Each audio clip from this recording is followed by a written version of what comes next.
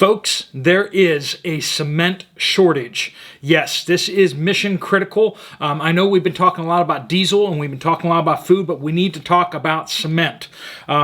First, let's go over, is it short? Let's talk about that. And secondly, is it nationwide? Is it worldwide? What's going on with that? And then finally, let's get into how important is this cement slash concrete shortage for us. Right? Let's jump into this. Okay, this is a quote here from Ron Hartman, VP of Sales, to bring you guys up to speed if you're not up to speed. Cement is the one thing you've got to have in order to make concrete. So we're going to be using cement and concrete a little interchangeably in this video, but because it's actually a shortage of cement that's causing the shortage in concrete, they're basically one and the same here, so we're going to have shortages of both because of the issues in producing cement. So we need to have we need to have both, right? And there's only so much of it being made right now, and the current demand is pushing supply to its limit. That is Ron Hartman. He's VP of Sales of Ernst Concrete. They operate in several states around the Kentucky area, around the Louisville area. Folks, when the sales guys are telling you that they can't deliver, you know you got a problem, right? If you interact with salespeople, you know what I'm talking about, right? They tend to overpromise, right? They don't talk about shortages. Oh, yeah, we can deliver that. We can deliver it. When the sales guys are telling you they can't deliver, that's when you know there is a significant problem. What's the problem? What does he say the problem is? He says the main cement suppliers are having a lot of breakdowns.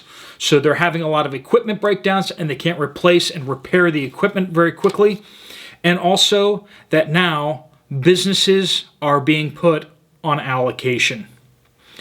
Folks, shortages lead to price increases, which will lead to rationing. And that's where we've moved into, at least we're going to go over where exactly, but for now, just put in your mind across the United States. Across the United States, we have cement suppliers not delivering on contracts. All right, so right from the horse's mouth there, that he's saying that that they are getting put on allocation. He says, patience is going to be important moving forward. Let's reword that for him, okay? Get used to the new normal. Because we've been hearing that a lot lately, right? Everything is either because of the cough pandemic or because environmental stuff. In this case, it's going to be both. We'll get into that. All right.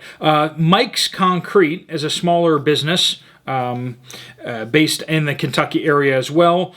It's so hard to schedule a job because we cannot get concrete.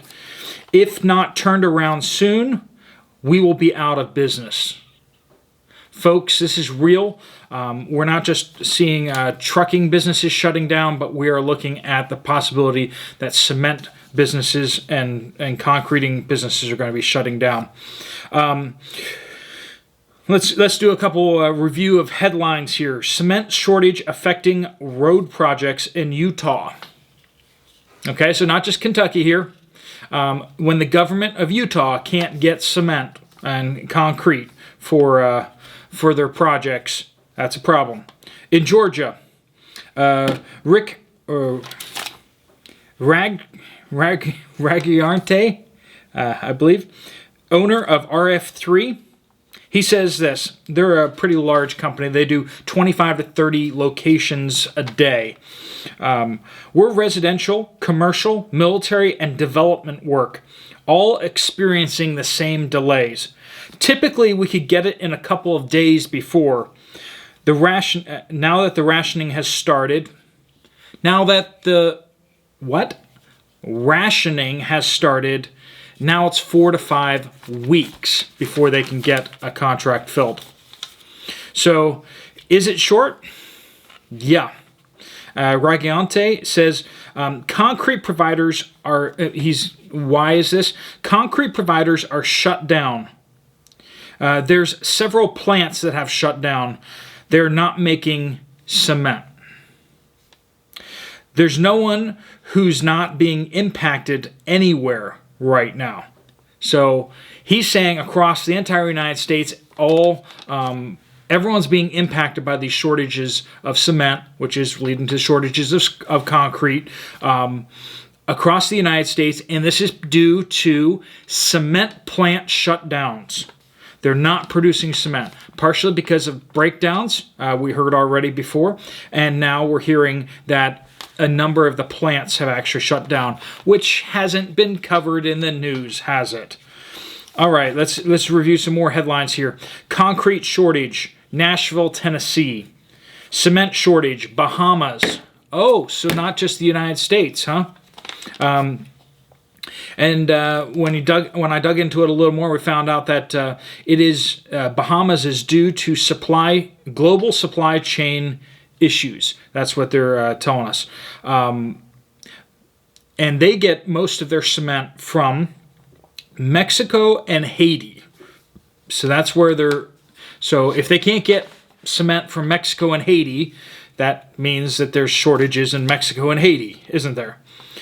Cement shortage in India, Washington, D.C., South Carolina, Las Vegas, South California. These are just where I'm finding news articles, okay, folks? Doesn't mean there isn't shortages elsewhere, but as you can see, that's covering most of the country. From Washington, D.C. down to Southern California, and I saw another article actually on Oregon, so I didn't put that down here, but there's that. Europe. Is there shortages in Europe? There doesn't seem to be shortages in Europe, but they have a bunch of cement plants that were shut down in Spain, at least due to energy prices. And last summer, Sweden's largest cement plant was shut down due to environmental. They weren't allowed to keep mining, I believe it was limestone. So that gives you a little bit of a perspective on how far-reaching this is. Is this a problem? Well, just as diesel makes everything move, concrete and cement makes everything stay put. About 90% of all construction projects require cement in cement or concrete work. So 90% of construction projects, folks, with the rationing of cement, this is a big problem. If you're trying to get any work done that needs cement work done or concrete work done, you are going to need to get those orders in soon. You need to get moving on that. It's still out there. They're still getting it. It's just everything is moving slowly. Now, we're hearing this on a lot of fronts, right? But cement and concrete are some of the most important commodities out there. Energy is a massive commodity. It's huge. It's super important. Diesel and the fuels that move the world. Cement is right up there too. This is something that's so fundamental to everything building. I mean, every place that we go is a building, and pretty much every building has cement or concrete in it. Right? And then ammonia or fertilizers, basically nitrates and stuff like that. That's another huge, massive chemical that makes the world go around. That's where food comes from. That's what they use in DEF. That's what they use for, it's just a lot of stuff. You really need your ammonia as well. So, folks, this is a big, big deal. Concrete. So if you need those things, go out there and get them. There's another video up here that I want to check out. I will see you there. Otherwise, I'll talk to you later. Steve Poplar, out.